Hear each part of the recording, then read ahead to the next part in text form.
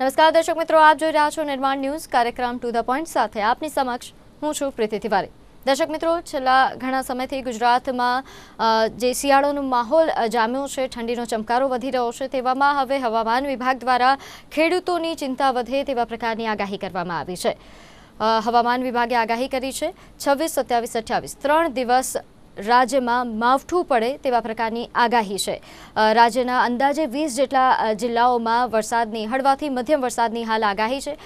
કયા જિલ્લાઓ છે, કયા એવા વિસ્તારો છે કે જ્યાં માવઠું પડી શકે છે અને આ માવઠું શિયાળામાં ભર શિયાળે માવઠું શા કારણે પડી રહ્યું છે તે બાબતોને આજે આપણે જાણીશું અને આ બધી જ માહિતી આપવા માટે આપણી સાથે જાણીતા એવા હવામાન નિષ્ણાંત ડૉક્ટર ચિરાગભાઈ શાહ ઉપસ્થિત છે। ડૉક્ટર ચિરાગ, પહેલાં તો આપનું નિર્માણ ન્યૂઝ પર સ્વાગત છે। જી ચિરાગભાઈ, હવામાન વિભાગ દ્વારા જે હાલ આગાહી કરવામાં આવી છે, હજુ તો શિયાળાની શરૂઆત થઈ છે, ઠંડીનો ચમકારો વધી રહ્યો છે રાજ્યમાં, તે વચ્ચે હવે માવઠું પણ પડશે। પહેલાં તો એ જાણવું છે કે આ માવઠું જેની આગાહી કરવામાં આવી છે, રાજ્યમાં કયા કયા જિલ્લાઓમાં માવઠું પડશે અને કયા એવા વિસ્તારો છે જે સૌથી વધારે પ્રભાવિત થઈ શકે?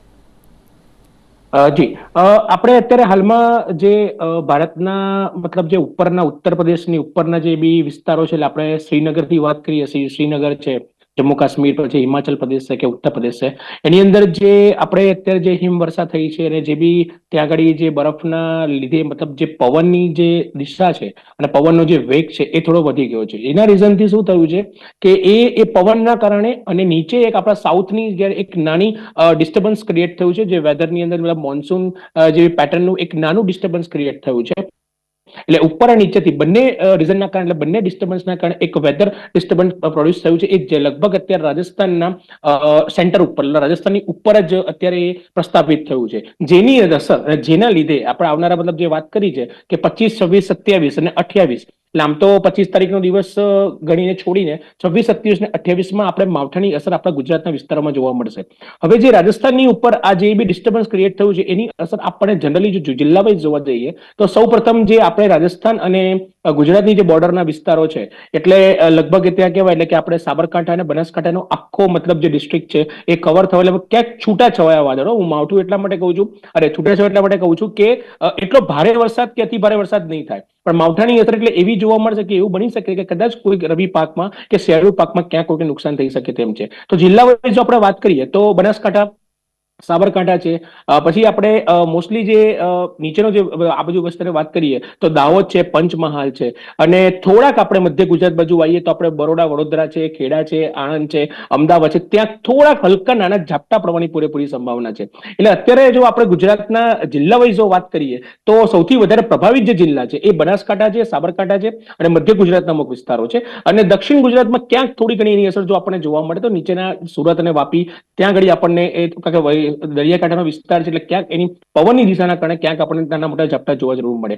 હવે આના સિવાયના વંચિત વિસ્તારોની વાત કરીએ તો આપણે કચ્છનો જિલ્લો છે કે ગીર સોમનાથ છે કે સૌરાષ્ટ્ર રીજન છે, એની અંદર પણ વાદળછાયું વાતાવરણ રહેવાની પૂરેપૂરી સંભાવના છે। ત્યાં પણ જો કદાચ આ જે પેટર્ન જો થોડી ઘણી વધારે સક્રિય થાય તો જે હવામાન વિભાગે બી કહ્યું છે ને અમારા જેટલા બી નિષ્ણાતો છે એના દ્વારા જે અમે મોડલ દ્વારા જોઈ રહ્યા છીએ કે સૌથી વધારે એની ઇફેક્ટ છે એ બનાસકાંઠા, સાબરકાંઠા અને પાલનપુરના એ સાઈડના વિસ્તારમાં છે, પણ જો થોડું ઘણું એની અંદર જો મતલબ કહેવાય કે જો મોઇસ્ચરનું કન્ટેન્ટ થોડું ઘણું વધારે હશે તો લગભગ એવું બની શકે કે સૌરાષ્ટ્રના વિસ્તારમાં અને કચ્છના વિસ્તારમાં થોડો ઘણો મતલબ નાના ઝાપટા પડવાની પૂરેપૂરી સંભાવના છે। આ સાથે મધ્ય ગુજરાતની અંદર પણ આપણે ગાંધીનગર, બરોડા, અમદાવાદમાં ક્યાંક છૂટાછવાયા વરસાદ પડવાની પૂરેપૂરી સંભાવના અત્યારે આવનારા 2 દિવસમાં 27 અને 28 ડિસેમ્બરની અંદર છે। હવે માવઠું એક રીઝન એ છે કે માવઠું આ સિઝનમાં જનરલી ડિસેમ્બર મહિનામાં છેલ્લા ઘણા વર્ષોથી આપણે જોઈ રહ્યા છે, એ માવઠું આવવાનું રીઝન એક જ છે કે અત્યારની જે આપણી જે પેટર્ન છે, મતલબ જે આપણી વેધર પેટર્ન છે, હવે એમાં આપણે બધા 2 વસ્તુ નવી જોઈ કે જેમાં 2017 થી આપણે વાવાઝોડા જોયા, છેલ્લા 4-5 વર્ષમાં આપણે કોન્સ્ટન્ટ વાવાઝોડું, આ એક જ વર્ષ રહી ગયું છે જેમાં આપણે વાવાઝોડું નથી જોયું। તો એ વાવાઝોડાનો જે સમય હતો પ્રીતિબેન, એ અલ નીનોની અસર હતી। એટલે અલ નીનોની અંદર એવું હોય કે પેસિફિક મહાસમુદ્રની અંદર અરબ મહાસમુદ્રની અંદરમાં કે એક ડિસ્ટર્બન્સ ક્રિએટ થાય, ડિપ્રેશન બને, ડીપ ડિપ્રેશન બને, પછી સાયક્લોનિક પેટર્ન, સાયક્લોન ક્રિએટ થઈને એ આખો મતલબ એક જ મતલબ એનો જે ચક્રવાત આખો આપણે જોવા મળતો હતો. તો એ અલ્નીનોની અસર હતી. અને જનરલી વર્ષોથી એવું હોય છે કે આપણે બંગાળની ખાડીમાંથી વરસાદ આવે, બંગાળની ખાડીમાં જેવી પ્રેશર ક્રિએટ થાય આખા આપણા ભારતની અંદર એ વરસાદની પેટર્ન આપણે જોવા મળે. તો હવે અલ્નીનોમાંથી આપણે 2024 જાન્યુઆરીની અંદર આપણે અલ્નીનોમાંથી લાનીનામાં સ્વિચ ઓવર થયા છીએ. આ બંને ક્લાઇમેટિક કન્ડિશન છે, આ બંને ક્લાઇમેટિક પેટર્ન છે. એટલે અલ્નીનો લાનીનો મતલબ એ થાય કે વરસાદી વાદળો. તો લાનીનાની સિઝનની અંદર મોસ્ટલી આપણે વરસાદ વધારે જોવા મળે. આપણે જોયું આ વખતે આખા ગુજરાતની અંદર સાર્વત્રિક વરસાદ જોયો. આપણે અવારનવાર આપણે મીડિયા અને દ્વારા માધ્યમથી હું કહેતો હતો કે વરસાદ બહુ થશે આ વખતે, અને હવે આવનારા 4 વર્ષો વરસાદ આટલો જ રહેવાનો છે. તો હવે અલ્નીનો ને લાનીના કારણે માવઠાને શું લેવા દેવા? તો એમાં વાત કરી કે જ્યારે અલ્નીનોમાંથી જ્યારે લાનીનો સ્વિચ ઓવર થાય છે, કે અલ્નીનોની સિચ્યુએશન હોય કે લાનીનાની સિચ્યુએશન, ત્રણેય સિચ્યુએશનની અંદરમાં જ્યારે ક્લાઇમેટ જે સૌથી પહેલા જ્યારે ક્લાઉડ ફોર્મેશન થાય, એ ક્લાઉડ ફોર્મેશનની અંદર ક્યાંક તૂટી રહી છે, કે ક્યાંક આગળ એમનું પ્લસ માઇનસ મતલબ જે એનું જે બંધારણ છે, એ બંધારણની અંદર ક્યાંક આપણે પૂંછડીનો જે ભાગ કહીએ છીએ, એ અમુક એવા જે ઝોન હોય છે, જેને ડિકાસ ઝોન એ બધું કહેતા હોય છે, એ ઝોનના વાદળો એ પાછળથી આવતા હોય. એટલે સિઝન આપણે કહીએ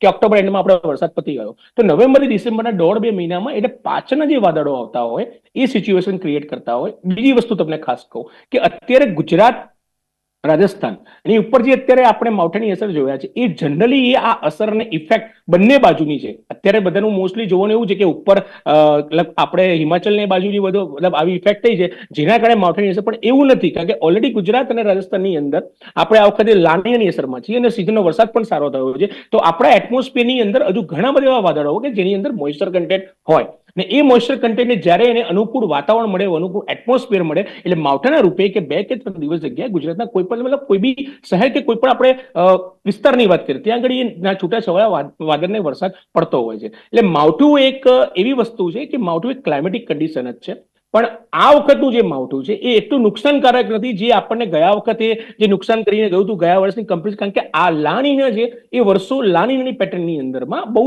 સારા આપણે જે બી ક્લાઇમેટની જે સિચ્યુએશન, ક્લાઇમેટની જે પેટર્ન જોતા હોય છે એ ઘણી સારી હોય છે. પણ એમાં બની શકે છે કે આવા 3 દિવસની અંદર કે એવા વિસ્તારોમાં વરસાદ પ્રસ્થાપિત કરી નાખે કે જે રવિ પાકની કે મતલબ શિયાળુ પાકની જે સૌથી વધારે સિઝન હોય ત્યાં આગળ એ પાકને ઇફેક્ટ વધારે કરી જતું હોય છે. એટલે માવઠાથી ડરવાનું મેઇન રીઝન એક ખેડૂતો માટે, કે ખેડૂતો બચારા કંઈક સારું કરીને બેઠા હોય તો એમના કદાચ કામ પર પાણી ફરવાની પૂરેપૂરી સંભાવના આ માવઠાની અંદર રહેતી હોય છે. કેટલા ઇંચ સુધી વરસાદ આ માવઠામાં પડી શકે, કેટલો વરસાદ પડી શકે? આમ તો તમે જણાવ્યું કે હળવોથી મધ્યમ જ વરસાદ હશે, બહુ વધારે કંઈ મોટું માવઠું નહીં હોય, પરંતુ અંદાજે કેટલા ઇંચ હોઈ શકે? જનરલી આપણે પ્રતિબેન વાત કરીએ તો આની અંદર તો લગભગ માવઠાની અસરમાં બેઝિકલી મેક્સિમમ જો આપણે અત્યાર સુધીનું જો આપણો એક તારણ જોવા જઈએ કે વધારે 3 થી 3.5 ઇંચથી વધારે વરસાદ નથી પડતો. પણ અત્યારે જે સિસ્ટમ રાજસ્થાનના સ્ટેટની ઉપર અત્યારે જે આ વેસ્ટર્ન ડિસ્ટર્બન્સ ક્રિએટ થયું છે, એ ડિસ્ટર્બન્સનો પ્રભાવ આપણને આવનારા 2 દિવસમાં જ વધારે ખ્યાલ એટલા માટે આવશે કારણ કે મેં હમણાં તમને કીધું કે આપણે 25 તારીખની લોકોએ આગાહી આપી હતી, પણ આજે 25 તારીખમાં એટલી ઇફેક્ટ જે એ લોકોએ અનુમાન કર્યું હતું વેધર ડિપાર્ટમેન્ટે એ એટલું ઇફેક્ટ થયું નથી. પણ હવે 26, 27, 28 3 દિવસ બાકી છે. 27, 28 તો હાઈ પીક ઉપર છે, કે એમાં તો ડેફિનેટલી આપણે મેં તમને કીધું સાબરકાંઠા, બનાસકાંઠા કે મતલબ જે અરવલ્લીના જિલ્લા છે એ બાજુના વિસ્તારમાં વરસાદ થવાનો જ છે. તો ત્યાં આગળ જો વરસાદનું પ્રમાણ જો મતલબ આ સિસ્ટમ જો થોડી વધારે સક્રિય થાય તો બની શકે કે 4 કે 5 ઇંચ, એનાથી ઉપર તો નથી જવાનો, કે 4 કે 5 મેક્સિમમ ઇંચ જેટલો વરસાદ થવાની પૂરી સંભાવના છે. અને આમ ઇન જનરલ હું વાત કરું તો લગભગ કે જે પ્રભાવિત વિસ્તારની મેં વાત કરી તમને બનાસકાંઠા, સાબરકાંઠા સિવાયના જે વિસ્તારો છે એમાં લગભગ 1 કે 1.5 ઇંચ જેટલો વરસાદ પડે, અને જે પ્રભાવિત વિસ્તારમાં છે અત્યારના હાલના અનુમાન પ્રમાણે હું કહી શકું કે 3 થી 4 ઇંચથી વધારે વરસાદ પડવાની સંભાવના આ અત્યારના સંજોગોમાં ઓછી છે.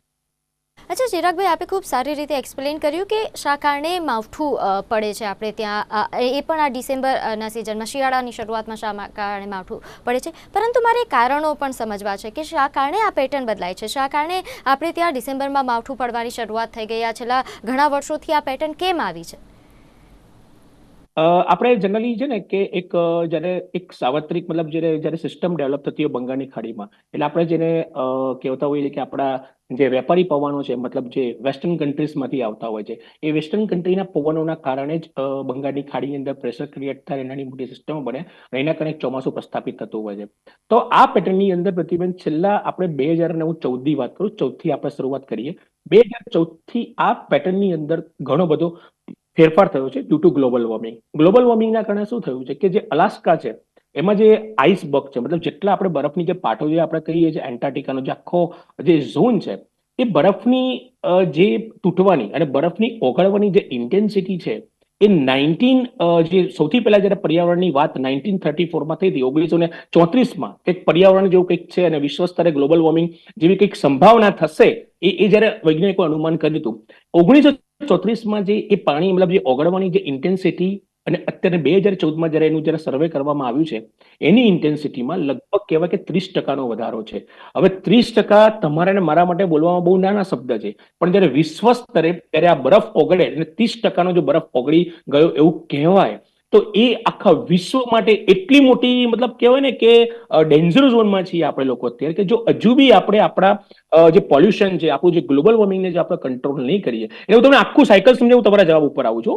તો એ ગ્લોબલ વોર્મિંગ શેના કારણે? Due to the pollution, population, જેટલું બી આપણે વેસ્ટ જનરેટ કરીએ છીએ, જેટલા બી કાર્બન, મેઇન છે કાર્બન ફૂટપ્રિન્ટ, જેટલું મેક્સિમમ કાર્બન આપણે જનરેટ કરીએ છીએ, એ કાર્બનના કારણે શું થાય છે કે એટમોસ્ફિયરમાં જે કાર્બન સાયકલમાં કાર્બનનું પ્રમાણ વધે છે. કાર્બનનું પ્રમાણ વધે છે એટલે બરફ ઓગળે છે, બરફ ઓગળે એટલે દરિયાની સપાટી ઉપર આવે છે, દરિયાની સપાટી ઉપર આવવાના કારણે મેં તમને કીધું કે 2017 થી આપણે આપણા અરબ સમુદ્રની અંદર આપણે એ પાણી વધવાના કારણે બાષ્પીભવન વધે છે. એ બાષ્પીભવન વધવાના કારણે વાદળો બધા ડિપ્રેશનમાં ડીપ ડિપ્રેશન બને અને સાયક્લોન બને છે. તો એ દરિયાની સપાટી ઓલરેડી વધી રહી છે, એક બાજુ હવાનો વેગ વધી રહ્યો છે, વેપારી પવનની દિશામાં બી ફેરફાર આવી રહ્યો છે. હવે જે મેં તમને આપણા ઇન્ડિયાની વાત કરી, હું વિશ્વની વાત કરું, એટલે જ્યારે બરફના જ્યારે સિઝન આવે, ચોમાસું, ઉનાળો અને શિયાળો, આ ત્રણેય ઋતુ પવનો ઉપર હોય. પવન ઉપર આખું આખું જે આપણું વેધર છે પવન ઉપર ચાલતું હોય, અને એ પવનો ને ક્લાઉડને લઈને આવે ને ક્લાઉડને પાછળ લઈ જાય. તો ક્લાઉડ ફોર્મેશન જ્યારે બને છે, અને એ ક્લાઉડ ફોર્મેશન બનવાની જે પ્રક્રિયા છે, એની અંદર હવે થોડા ઘણા વિઘ્ન આવવા મળ્યા છે. કારણ કે due to the climatic condition, જે પ્રોપર અમાઉન્ટમાં એને બાષ્પીભવન મળવું છે ત્યાં બાષ્પીભવન નથી મળતું, અને જ્યાં બાષ્પીભવન નથી થવું તેને ઓવર બાષ્પીભવન મળી જાય છે. એટલે જે એકચ્યુઅલ સિઝનની અંદર ચોમાસામાં જે વાદળો બંધાય છે, વાદળો બનતા હોય, એની અંદર ક્યાંક ભંગાણ પડે છે. એટલે હવે ભંગાણ પડવામાં જે ઉતાવળમાં જે વસ્તુ થઈ જાય છે, એ આગળ આવે છે, સાયક્લોનિક ફોર્મ કહીએ છીએ આપણે, અને પછી પાછું સિઝનનો જે બંગાળની ખાડીમાંથી વરસાદ આવે છે, એ તો પ્રોપર સિઝન બને છે. હવે આ બેની વચ્ચે એક જે ક્લાઇમેટિક સિચ્યુએશન બને છે, એ ક્લાઇમેટિક સિચ્યુએશનના કારણે એ વાદળો બંધાય છે કે જ્યાં થોડો ઘણો જ્યાં ભેજ રહી ગયો હોય, અને એ ભેજની ઇન્ટેન્સ અનુકૂળ વાતાવરણ મળી ગયું, અમુક એટમોસ્ફિયર મળી ગયું, ટેમ્પરેચર મળી જાય, તો એ વાદળો એ માવઠાના રૂપમાં, એટલે આપણે જે ચોમાસા સિઝન પછી જે આપણે ડિસેમ્બર મહિનો કહીએ છીએ, એ ડિસેમ્બર મહિનામાં માવઠું, અને બીજું એક માવઠું છે ને પ્રતિબંધ, એ લા નીનાના કારણે ફેબ્રુઆરી એન્ડમાં બી આવશે. ત્યારે બી આપણે આ ડિસ્કશન કરતા હોઈશું. ફેબ્રુઆરીની અંદર બી 21 થી 24 તારીખની અંદર આપણને ફરતી માવઠાની અસર જોવા મળશે. તો કે આવું કેમ? 60 દિવસ, એટલે અહીંયા 60 દિવસનો ગાળો, પાછો ફરતી 60 દિવસનો ગાળો. તો દરેક ક્લાઇમેટની અંદર એક 60 દિવસના ઓરા હોય છે. એ ઓરાની અંદર કેમનું જે આખું ક્લાઉડ ફોર્મેશન છે, એ આખા વિશ્વ સ્તરે એ રીસેટલ કે રીડેવલપ થતું. પણ એની અંદર મેં તમને કીધું ને કે દરિયાની સપાટી વધે છે, ક્યાંક એને ટેમ્પરેચર વધારે મળી જાય છે, ક્યાંક એને પવનની ગતિ વધારે મળી જાય છે, જેના કારણે ક્લાઉડ ડિસ્ટર્બ થઈ જાય છે. ને એ ક્લાઉડ ડિસ્ટર્બ થવાના કારણે જે પ્રોપર જ્યાં વસ્તુ મેચ થવી જોઈએ ત્યાં થતી નથી, એ ભંગાણ પડે છે. અને એ ભંગાણના કારણે વસ્તુ એ છે ને, જે પહેલા થવી જગ્યાએ પાછળથી થાય છે, એ માવઠાનું રૂપાંતરણ છે. એટલે જોવા જઈએ તો આખા વિશ્વ સ્તરે ડ્યુ ટુ ગ્લોબલ વોર્મિંગ, કે અત્યારે જે પોલ્યુશનના કારણે જે એટમોસ્ફિયરમાં જે ટેમ્પરેચર વધી રહ્યું છે, દરિયાની સપાટી વધી રહી છે, એ દરિયાની સપાટીના કારણે પણ ટેમ્પરેચરમાં ડિસ્ટર્બન્સ થઈ ગયું છે. એટલે અત્યારે દરિયાનું ટેમ્પરેચર પણ તમે જુઓ તો 1 થી 2 ડિગ્રી જેટલું વધી ગયું છે. એટલે 2014 પછી લઈને અત્યારે 2026ની અંદર આપણે વિશ્વ સ્તરે વાત કરીએ તો તમે બરફની વાત કરો કે તમે દરિયાની સપાટીના પાણીની વાત કરો, દરેક રીતે ટેમ્પરેચરનું ઇન્ક્રીઝ થયું છે. આ ટેમ્પરેચર ઇન્ક્રીઝ થવાના કારણે આ બધી ક્લાઇમેટિક કન્ડિશન, કોણ જાણતું હતું અલ નીનો લા નીના? કોઈ વાત બી નતું કરતું. 2019-20 સુધીમાં તો કોઈને લા નીનો અલ નીનો વિશે ખબર બી નથી. હું લગભગ 2014 મીડિયાના માધ્યમ દ્વારા જોડે, કોઈને અલ નીનો લા નીનો કોઈ ડિસ્કશન બી નતા કરતા. હવે આપણે આ વાત કરવી પડે છે, કારણ કે હવે લોકો જાણકાર બી થઈ ગયા છે, લોકો જાણતા પણ થઈ ગયા છે, અને તમારા જેવા જેટલા બી મીડિયા કર્મચારીઓ છે, એ લોકોને આ વસ્તુને પબ્લિક સુધી પહોંચાડે છે કે આ રીઝન શું છે, કેમ આ માવઠા આવે છે, કેમ આ બિનમોસમ વરસાદ થઈ જાય છે, અચાનક એક જ દિવસની અંદર તડકો બી નીકળે, પાછો સાંજે વરસાદ બી થાય છે. એટલે જે વિષુવવૃત્તીય જે આપણે ભણતા હતા નાનપણમાં, વિષુવવૃત્તમાં એમેઝોન જેવા જંગલો હોય, સવારે ગરમી પડે, બપોરે અને સાંજે વરસાદ પડે, રાતે ઠંડી પડે. આ ત્રણેય સિઝન ક્લસ્ટર થવાનું રીઝન એક જ છે કે અત્યારે ગ્લોબલ વોર્મિંગના કારણે આપણી જે આખી ક્લાઇમેટિક પેટર્ન છે. અને બીજી વસ્તુ પ્રતિબેન, તમારો બીજો મને સરસ જવાબ આપવો હતો કે ક્લાઇમેટિક પેટર્ન બદલાઈ ગઈ છે. જે પહેલા ક્લાઇમેટિક પેટર્ન હતી, જે ક્લાઇમેટિક પેટર્નની અંદર જે પ્રોપર અમાઉન્ટમાં કે પ્રોપર ડિસ્ટર્બન્સમાં આપણે એક મતલબ કરી શકતા હતા, હવે એ કોઈ કરી નથી શકતું કે ભાઈ આટલા અમાઉન્ટમાં થશે. અમે ખાલી એટલું કહી શકીએ કે વધારે થશે કે ઓછું થશે. જ્યારે પહેલાના એવા મોડલ્સ હતા બધા કે જેમાં ખબર કે સિઝનમાં આટલો આ જગ્યાએ આટલો વરસાદ પડે જ છે, એટલે જજમેન્ટ બી આવતું હતું, ખેડૂતો એટલે પાક પણ કરતા હતા. હવે બધું અનઇવન થઈ ગયું છે, ત્યાં રાખ્યું હોય ત્યાં વરસાદ ના પડે, જ્યાં ના રાખ્યું ત્યાં કઈ વરસાદ પડે. આ બધું climate disturbance due to the આ ગ્લોબલ વોર્મિંગ, અને મેં કીધું મેઇન તો દરિયાની સપાટી જે પાણી ઇન્ક્રીઝ થઈ રહ્યું છે એના કારણે આ બધી સિચ્યુએશન આપણે અત્યારે જોઈ રહ્યા છીએ. હમણાં એ જ પૂછવાની હતી કે જે રીતે પેટર્ન બદલાય છે એના કારણે આપણે ત્યાં વ્યવસ્થામાં પણ શું આપણે કોઈ બદલાવ લાવ્યા છે કે કેમ? ખેડૂતો પાક લેવાની પોતાની જે પહેલાંની જે રીત હતી કે આ સમયમાં શિયાળામાં આ જ પાક લેવો, આ સમયની વચ્ચે પાક લેવો, પરંતુ હવે કારણ કે આ સમયની અંદર માવઠું શરૂ થઈ ગયું છે તો ખેડૂતોની પાક લેવાની પેટર્નમાં કોઈ ચેન્જ, પરંતુ તમે કીધું કે હવે તો અનઇવન છે, એ તો કહી જ ના શકે કોઈ કે વરસાદ આવશે કે નહીં આવે, શું હશે પરિસ્થિતિ, એટલે એમને પણ એ એક અસમંજસમાં રહેશે કે ક્યારે પાક લેવું ક્યારે ન લેવું. એના માટે કોઈ કાર્ય થઈ રહ્યું છે ખરા ખેડૂતોને જાગૃત કરવા માટે, ખેડૂતોને એક્ઝેક્ટ કોઈ માહિતી પહોંચાડવા માટે કે તમારે તમારા પાકના પેટર્નમાં પણ હવે શું બદલાવ લાવવો જોઈએ? ના, જરૂરથી. અને જે નરેન્દ્ર મોદી સાહેબે હમણાં જ આ વર્ષે જે મોસમ પ્રોજેક્ટ ચાલુ કર્યો છે એ પ્રોજેક્ટના અંતર્ગતમાં આપણા ઇન્ડિયાની, હું ભારત સ્તર ઉપર નવા વેધર સ્ટેશન એસ્ટાબ્લિશ થઈ રહ્યા છે, નવા વેધર પેરામીટર લોકો ઇન્સ્ટોલ કરી રહ્યા છે.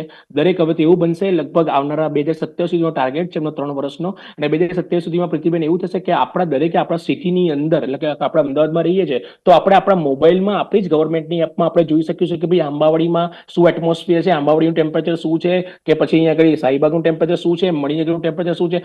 એટલા હાઈ ટેકનોલોજી, હાઈ ફ્રીક્વન્સીના જે જીઓગ્રાફિકલ જે એ લોકોએ સિસ્ટમ ડેવલપ કરીને જે મોદી સાહેબે પ્રોજેક્ટ લોન્ચ કર્યો છે એ અત્યારે દિલ્હીમાં ઇનિશિએટ થયો, કારણ કે દિલ્હી અત્યારે બહુ હાઈ પીક ઉપર છે, પોલ્યુશન અપ ટુ માર્ક થઈ ગયું છે, તો ત્યાં ઇમ્પ્લિમેન્ટ થયો. પણ આ જ મોસમ પ્રોજેક્ટ જ્યારે આપણા ગુજરાતમાં લગભગ રનિંગ ધ ડેઝ, મતલબ કહેવાય કે 2 કે 3 મહિનામાં એ લોન્ચ થવાનો છે, ત્યારે એ સ્પેશિયલ નરેન્દ્ર મોદી સાહેબે આના માટે જ બનાવ્યો છે કે તમે ખેડૂત, મારો સૌથી પહેલો મારો જે સૌથી મારો ઇન્ડિયા, મતલબ કહેવાય ને કે આપણો બેઝ આપણું ખેડૂત ઉપર આપણે ચાલતા હોઈએ, તો ખેડૂતને સૌથી પ્રોપર માહિતી મળી રહે, સારી માહિતી મળી રહે, એટલા માટે એ મોસમ પ્રોજેક્ટની અંતર્ગત દરેક ખેડૂતોના શું કહેવાય કે એમના જેટલા બી વિસ્તાર છે, જેમના એરિયા છે, આવનારા 3 મહિનામાં કે 4 મહિનામાં તમારા કેવા પેટર્નમાં શું થવાનું છે, કે એટમોસ્ફેરિક શું થશે, તમારે ક્યારે પાક લેવો જોઈએ, ક્યાં ના લેવો જોઈએ. એગ્રીકલ્ચર ડિપાર્ટમેન્ટના દરેક ઓફિસરોને ટ્રેનિંગ પણ આપવાના છે લોકો, અને દરેક એગ્રીકલ્ચર ડિપાર્ટમેન્ટની અંદર એ લોકો પ્રોપર દરેક, મતલબ કહેવાય ને કે એક ગામને, જિલ્લાને સંકલન કરીને કે એમને ક્યાં સૌથી વધારે, આપણે ત્યાં જે મતલબ જે આપણા ગુજરાતમાં સૌથી વધારે જે પાકોની આયાત છે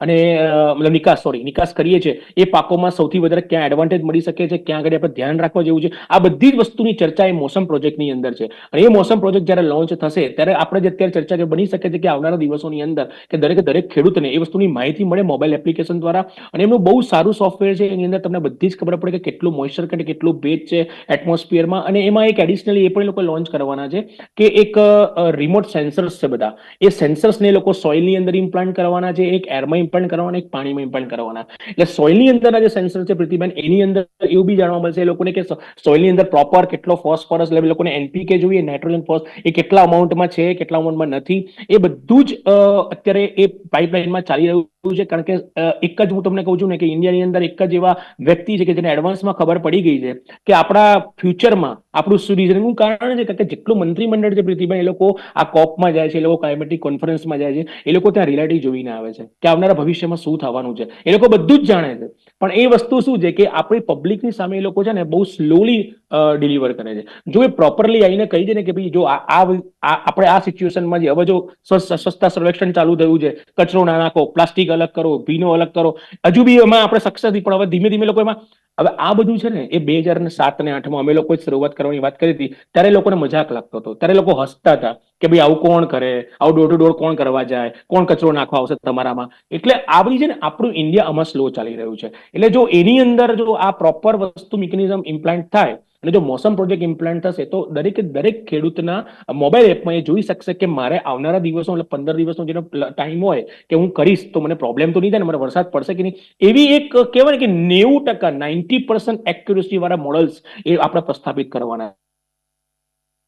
હું યુએસ ની વાત કરું, હા, ત્યાં આગળ સેમ એ લોકોને ખબર, એ લોકોને એવી ખબર કે એક સિટીમાં લોકો બીજી સિટીમાં જતા હોય છે તો એમને એવી ખબર હોય છે કે ત્યાં આગળ ક્લાઉડી છે, કે ત્યાં આગળ વરસાદ પડવાનો છે, કે સેમ સિચ્યુએશન પ્રતિબેન આપણા ઇન્ડિયાની અંદર આ વસ્તુ લોન્ચ થવાની, અને થઈ આવનાર દિવસમાં એટલો પ્રોબ્લેમ આપણને થશે નહીં. હવે બીજી વસ્તુ મેં કીધું નિવારણ શું, અને અત્યારે એક જ સોલ્યુશન છે કે જે અત્યારે સરકાર કરી રહી છે કે જેટલું બને એટલું પોલ્યુશન કંટ્રોલ થાય, જેટલું બને એટલું વેસ્ટ મેનેજમેન્ટ થાય, અને જેટલું બને એટલું આપણે સીએનજી તરફ કે મતલબ એવા એવા ફ્યુલ્સ તરફ જઈએ કે જેમાંથી આપણે ગેસીસ ઓછા ક્રિએટ કરીએ. એટલે ગ્રીન એનર્જી છે, હાઇડ્રોજન એનર્જીના જેવા નવા કોન્સેપ્ટ બધાની લાવવાનો છે. તો આ બધા કોન્સેપ્ટના કારણે ઇલેક્ટ્રિક વ્હીકલ્સ આવી ગયા છે. તો આ બધા કોન્સેપ્ટના કારણથી જ આપણે આની અંદરથી આપણે સક્સેસ બહાર જઈ શકીશું. બાકી આપણી પાસે હવે કોઈ ઓપ્શન નથી. અને બીજું મેઇન તો વૃક્ષો છે. પણ એ વૃક્ષોને રાતોરાત તમે ઉગાડી શકવાના નથી. એને બી it's tech time 15 to 20 years. 15 થી 20 વર્ષ પછી આપણે એનું રિઝલ્ટ મળવાનું છે. એટલે અત્યારે હાલના પૂરતામાં આપણે એક સામાન્ય પ્રજાને જ સૌથી પહેલા આપણે ઇનિશિએટ કરવું પડશે એની અંદર. અને દરેક જણા જો સ્ટેપ લેશે તો આપણે આ માવઠા છે કે ક્લાઇમેટિક કન્ડિશન છે, ક્લાઇમેટિક પેટર્ન છે, એને આપણે ક્યાંક મહદ અંશે કે ક્યાંક આપણે એને રોકી શકીશું. અને એના પ્રયાસો થઈ રહ્યા છે, પરંતુ અત્યારે જે આ પરિસ્થિતિ છે એની સામે પણ લડવા માટે ખેડૂતોએ તૈયાર રહેવું પડશે. સરકાર દ્વારા પ્રયાસ થઈ રહ્યા છે. થોડા સમયમાં જે રીતે જણાવ્યું કે એની અસર પણ આપણે જોઈશું, એનો યુઝ કરતા થઈ જઈશું એ તમામ યોજનાઓનો કે એ તમામ જે પણ વ્યવસ્થા કરવામાં આવશે. પરંતુ અત્યારની આ જે માવઠું, આ જે આખો શિયાળો છે એ દરમિયાન આપના મતે ખેડૂતોની રણનીતિ શું હોવી જોઈએ આ શિયાળા માટે? અને આ માવઠાની તો આપણે ચર્ચા કરી, પરંતુ હવે આ માવઠા પછી ઠંડીની પણ પરિસ્થિતિ કેવી છે? શિયાળો કેવો રહેશે આ વખતનો? પહેલા તો હું માવઠાની વાત કરું. માવઠાની અંદરમાં તકેદારીની અંદર કે જનરલી ઓલરેડી એ લોકોને જેટલા બી મતલબ એગ્રીકલ્ચર ડિપાર્ટમેન્ટના જેટલા બી મતલબ અધિકારીઓ છે એ લોકોને હવે એ લોકો બી સતર્ક થઈ ગયા છે. એટલે જેમ આપણને હવામાનમાં જેવી રીતના આગાહી મળે એટલે ડેફિનેટલી એ લોકો એગ્રીકલ્ચર ડિપાર્ટમેન્ટને મેસેજ આપતા હોય છે કે ભાઈ આ વિસ્તારોમાં, આપણે તો ખાલી ઓરલી કહેતા હોય, એ લોકો તો પર્ટિક્યુલર ઝોન બી કહી દીધો હોય કે આ ઝોનમાં આટલો વરસાદ થવાની પૂરી સંભાવના છે. તો એગ્રીકલ્ચર ઓફિસર પર કામ કરી રહ્યા છે. એ લોકો કામ કરતા બી હોય છે અને ખેડૂતને જઈને જોવે છે કે જો બી થોડું ઘણું બચી શકતું હોય કે ક્યાં કેવું થતું હોય તમે ધ્યાન રાખવા જેવું છે. પણ જનરલી પૃથ્વીબેન એવું હોય છે કે 1.5 કે 2 ઇંચના વરસાદની અંદર એટલી બધી ઇફેક્ટ કે ડ્રાસ્ટિક ઇફેક્ટ નહીં થાય કે જેના કારણે આપણે સાવ મતલબ એ થઈ જાય. હા, અમુક એવા એરિયા હશે કે અમુક એવા ઝોન કે અમુક એવા પાક હશે કે જેની અંદર ડેફિનેટલી એ લોકોને પ્રોબ્લેમ થશે. પણ એના બી ઘણા બધા અલ્ટરનેટિવ એગ્રીકલ્ચરમાં એના બધા ટર્મિનોલોજીસ છે અને એના એ લોકો એ ઇમ્પ્લિમેન્ટ કરતા હોય છે. હવે રહી વાત આગળના, ડેફિનેટલી આ વખતે અત્યારે માવઠાના કારણે થોડું ઘણું ઠંડીની અંદર 2-3 ડિગ્રીનો ફરક પડી ગયો છે. પણ પાછું કહેવાય ને કે જાન્યુઆરી આ વખતના જો લાનીનાની પેટર્ન પ્રમાણે આપણે જોઈએ અને જે રીતના લોકો વરસાદ જે રીતના અમે છાતી ઠોકીને કહેતા કે આટલો વરસાદ પડવાનો છે, એ રીતના જેટલા બી હવામાન નિષ્ણાત છે કે જેટલા બી હવામાન વૈજ્ઞાનિક છે એવું બી કહેશે કે આ વખતે 28 ફેબ્રુઆરી સુધી ઠંડી પડવાની છે. ફેબ્રુઆરી મહિના સુધી આપણને ઠંડી જોવા મળશે, ઠંડીનો ચમકારો જોવા મળશે. હા, ઠંડીમાં એવું બની શકે છે કે જાન્યુઆરીમાં હજુ થોડોક ઘણો વધારો ડિસેમ્બર કરતા પણ આપણને જોવા મળે. વચમાં માવઠું આવ્યું છે, વેસ્ટર્ન ડિસ્ટર્બન્સ છે, એટલે વેસ્ટર્ન ડિસ્ટર્બન્સ નીકળશે એટલે એના પછી પાછું આપણને ઠંડીનો રાઉન્ડ જોવા મળશે. ઠંડી જોવા મળશે આપણને જાન્યુઆરી મહિનાની અંદરમાં. અને ફેબ્રુઆરીની શરૂઆતમાં થોડીક ઠંડીમાં જે મતલબ છે એ થોડો ધીમે ધીમે ઘટાડ થતો જશે.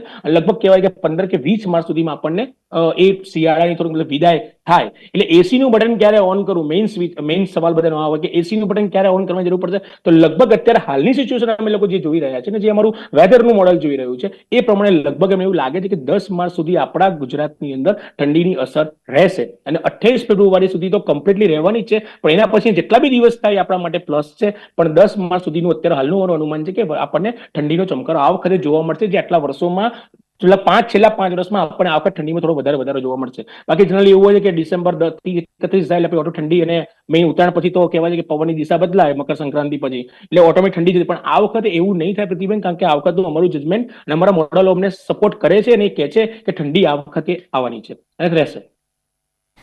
તો જે રીતે આપણે જણાવ્યું કે માવઠું આ જે 3 દિવસની આગાહી છે, ખાસ કોઈ એટલો વરસાદ નથી, મધ્યમ વરસાદ હશે. કોઈ અમુક એવા વિસ્તાર, ગણ્યા ગાંઠ્યા વિસ્તાર હોય કે જ્યાં સૌથી વધારે અસર પડી શકે, બાકી કોઈ મોટી વાત નથી. આ ઉપરાંત આપે એ પણ વાત કરી, જે હું રિપીટ કરી દઉં છું, કે ફેબ્રુઆરીમાં પણ કદાચ માવઠું પડી શકે.